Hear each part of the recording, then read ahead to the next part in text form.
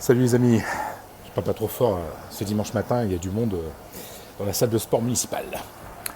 Bon, alors, mercredi on a un magnifique PSG Real Madrid.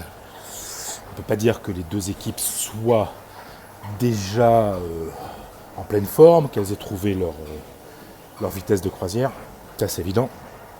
Alors je vous laisse analyser le PSG, moi je vais vous parler du Real Madrid. Ça tombe bien, c'est l'une de mes spécialités depuis très longtemps. Ce Real Madrid, ça commence à être pas mal. Franchement, la première période du match de samedi contre Levante était brillantissime. Tant au niveau défensif qu'au niveau de la construction du jeu, qu'au niveau offensif. Vous avez vu bien entendu le doublé de Benzema, qui lui vit une relation d'amour et de passion avec le but, avec le ballon. Tout ce qu'il fait se transforme en quelque chose de magnifique. Donc, il est évident que le danger numéro 1 pour le PSG mercredi face au Real, ce sera Benzema. Voilà, il est dans un état de grâce, il est libéré de tout, et la pression, ça n'existe pas pour lui, donc, je veux dire, lui ça va être très dangereux. Autre chose positive, James Rodriguez. Moi, je suis persuadé qu'il sera titulaire au milieu de terrain. Parce que Modric est blessé. Donc, on aura un milieu de terrain avec Casemiro et Kroos et James. James Rodriguez qui allait partir, mais finalement, il n'a pas trouvé de club. Et Zidane, qui est un entraîneur pragmatique, a décidé de le garder. Et surtout de s'en servir. On me raconte que son comportement à l'entraînement n'a rien à voir avec celui qu'il avait il y a 2 ans. Qu'il est beaucoup plus pro. Et c'est vrai qu'il a fait un énorme boulot défensif, de récupération, de contention au milieu de terrain, avec bien entendu ce que tout le monde sait chez lui, cette créativité et ce danger permanent qu'il peut apporter devant. Donc James va être intéressant aussi.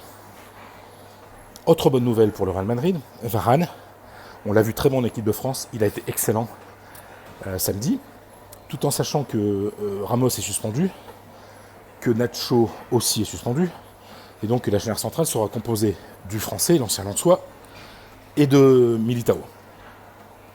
Courtois. Beaucoup de gens le critiquaient, ne comprenaient pas pourquoi le Real avait laissé partir Navas et pourquoi Courtois était depuis la saison dernière le gardien numéro 1. Franchement, la main qu'il a mise, l'intervention fabuleuse dans le temps additionnel qui a empêché Levante d'égaliser à 3-3, ça fait partie de ces arrêts qui changent un match, qui changent le destin d'un match et qui donnent une confiance absolue aux joueurs. Maintenant les points négatifs. Parce que le Real Madrid, après une première période sublime, a montré une grande fragilité défensive et je dirais même une grande fragilité psychologique et mentale. C'est-à-dire que il met les 3 heures à la mi-temps. Dominé de la tête et des épaules, une erreur défensive, comme ça arrive souvent au Real, Levante met un but, ça fait encore 3-1, et là le Real est bousculé. Et comme dit Zizou, nous sommes sortis du match. Donc, le PSG doit absolument marquer, déjà pour le bénéfice qu'on tire d'un but, mais aussi pour l'impact psychologique négatif que ça peut avoir sur le Real.